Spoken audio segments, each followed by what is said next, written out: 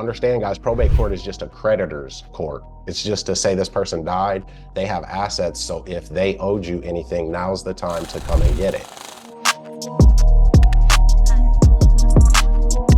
First, I want to talk about a couple of people who took action and who are members of the community. This is a property that they bought, and I had a screenshot. This is a house that they got subject to, okay? They have it on the market and on Airbnb at the same time. So they just got a 66-day short-term tenant, and they got $6,300 and some change from Airbnb. They're gonna cash flow right around $4,000 on those 66 days. So I mean, and they bought this house by taking over the existing mortgage. Once they do get their option fee on that, it'll be $19,500. Now guys, just so you know, we utilize trust even when we call the bank when we buy free foreclosures, because that's what this was. This was a free foreclosure, and Tiff and Tad, a beautiful married couple from San Antonio, Texas, who are in our roundtable too, and they're two of our group experts, our student group experts, and this house was $38,000 delinquent, right? Behind on payments. And so the seller, the previous owner, they couldn't afford to catch that up. That was the reinstatement amount, just to reinstate the loan and make it good again, so they could then continue to make payments again, mortgage payments, right? They had to pay $38,000 and some change. Well, we showed up. And so Tiff and Tad, they were able to, with my direction, take that $38,000 that the seller was delinquent and put it on the back end of the mortgage. And they don't have to pay that $38,000 until 2051.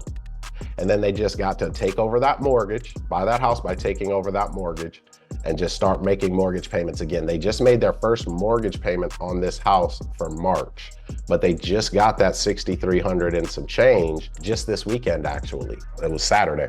They text me, we worked them out, and we're rocking. So this is what the land trust is what was able to allow us to do that. So we got to push people around in this situation. We got to push the institutions around. So we do use trust to buy assets and to protect our assets as well. So there is a way to get rich from this, along with protecting your assets with the trust. Just wanted to let y'all know that. Really.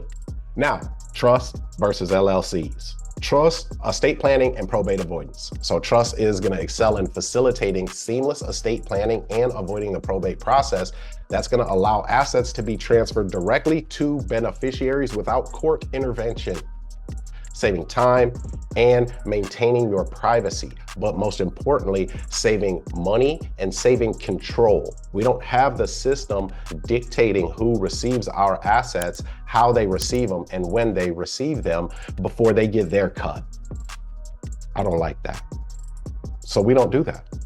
So enhance privacy as well. Trust maintain a high level of confidentiality, as they are not required to be registered with the state. That's a difference. An LLC, ladies and gentlemen, must be registered with the state, right? So an LLC is a government creation sent there to be able to spy on us pretty much, and then make us pay annual fees to them. So this ensures when you buy in a trust, when you own in trust, it ensures that the details of the assets and the identities of the beneficiaries are going to remain private all the time. With an LLC, when you're required to register with the Secretary of State, you've now put that business online. And I mean, online in terms of online with the matrix. We don't like that. So limited estate planning capabilities. LLCs, they're primarily designed for business operations and not for your estate planning. So that means your assets held in an LLC may still go through probate, potentially complicating the distribution process to heirs. Now, think about this, because some of you are doing this right now. You're out here operating a business just because you have an entrepreneurial bone in your body, and you've partnered with someone. Now, that someone may have a wife, that someone may have kids, who knows? That someone may have some stuff with them going on that we don't know about.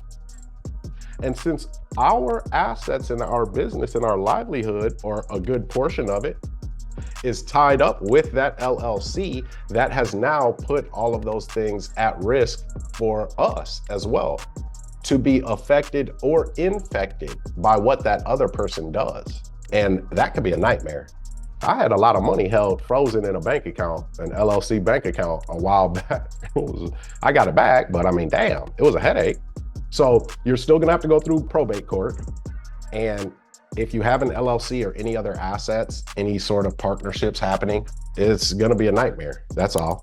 And then the public disclosure requirements, understand guys, probate court is just a creditor's court. It's just to say this person died, they have assets, so if they owed you anything, now's the time to come and get it. And so they put notifications in the newspaper.